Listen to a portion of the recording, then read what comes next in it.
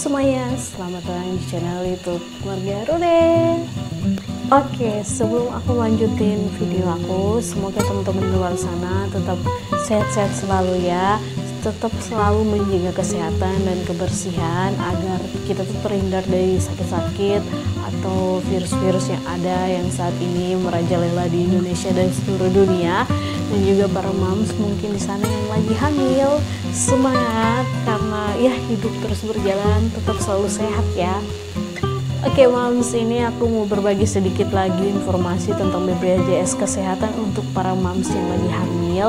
Dan sekarang itu bisa dilihat nih, ini tuh mau jam 11, 22.54. Nah aku nunggu suami aku tidur, aku nunggu anak aku tidur karena aku juga orang kantoran, jadi bikin videonya malam. Jadi teman-teman mohon maaf banget kalau misalnya backgroundnya kurang mendukung atau cahaya kurang mendukung karena ini malam hari. Dan jangan salah fokus sama penampilan aku yang biasa-biasa kayak gini karena memang ini aku udah mau tidur sebetulnya, tapi aku pengen bikin video dan semoga video ini bermanfaat.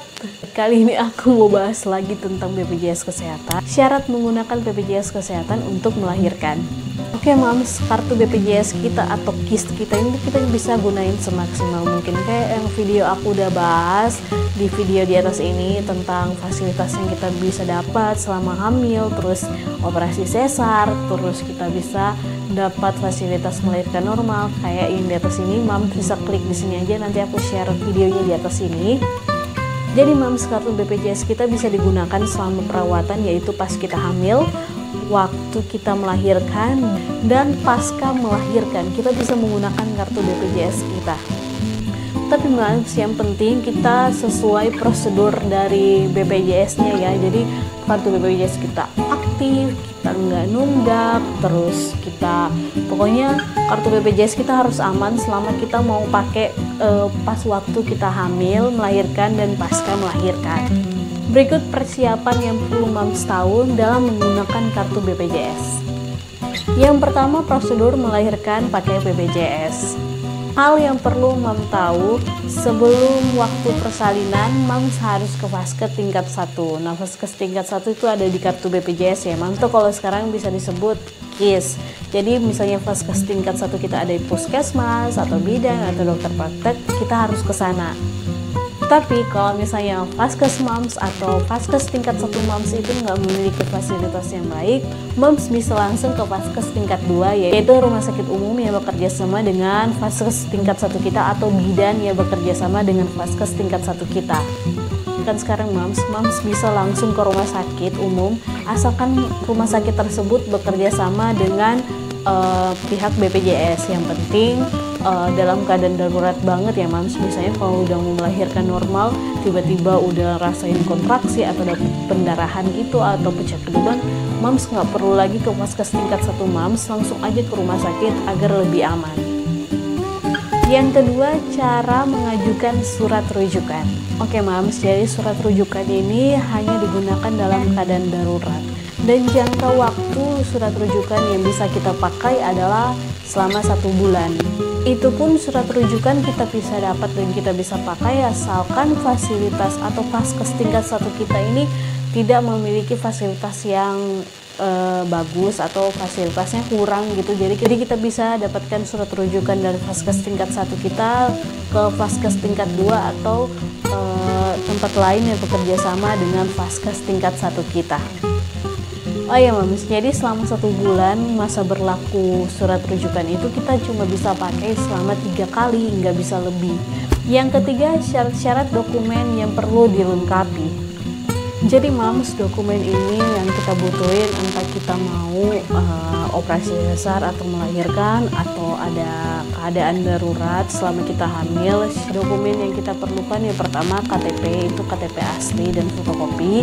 Yang kedua itu kartu BPJS asli dan fotokopi. Yang ketiga itu kartu keluarga atau KK, itu asli dan fotokopi. Terus surat rujukan dari vaskes tingkat 1. Nah ini biasanya untuk kalau misalnya kita vaskes tingkat 1 kita ini nggak memadai ya, contohnya untuk operasi sesar. Yang kelima, buku kesehatan atau pemeriksaan selama kehamilan atau biasa disebut buku PINK. Jadi dokumen-dokumen ini moms harus persiapkan ya. Jadi harus dipegang, harus udah taruh di satu tempat. Jadi kalau misalnya ada keadaan darurat atau udah mau hamil atau mau operasi sesar, itu udah siap dan kita nggak pusing-pusing lagi harus nyari-nyari. Jadi lebih baik dari jauh-jauh hari moms udah persiapkan. Mohon maaf moms, aku ada kelupaan dikit. Jadi di nomor 4 sebetulnya ketentuan melahirkan di rumah sakit. Nah, ketentuan melahirkan di rumah sakit ini aku udah berapa kali bahas ya di video sebelumnya. Jadi proses persalinan menggunakan BPJS tidak bisa dibawa langsung ke rumah sakit kecuali dalam keadaan darurat. Tapi kalau moms merasa perlu ke rumah sakit, moms perlu ke Vaskes tingkat 1 dulu ya untuk mengurus surat rujukan. Baru setelah dapat surat rujukan, baru deh moms bisa langsung ke rumah sakit. Kalau misalnya moms dalam keadaan darurat banget, misalnya melahirkan normal nih, kayak aku kemarin tuh melahirkan normal, aku nggak sempat ke Vaskes tingkat 1 karena sebelum aku melahirkan juga aku udah tanya ke Vaskes tingkat 1 aku tanya gimana, butuh surat rujukan nggak. Dia bilang langsung aja ke rumah sakit karena itu kan spontanitas ya, kita nggak bisa tentuin kapan. Jadi kalau misalnya udah rasa kontraksi mau lahiran, langsung aja ke rumah sakit. Yang terakhir, mendaftarkan kelahiran bayi. Nah, untuk mendaftarkan kelahiran bayi ini BPJS kasih waktu itu 3 kali 24 jam.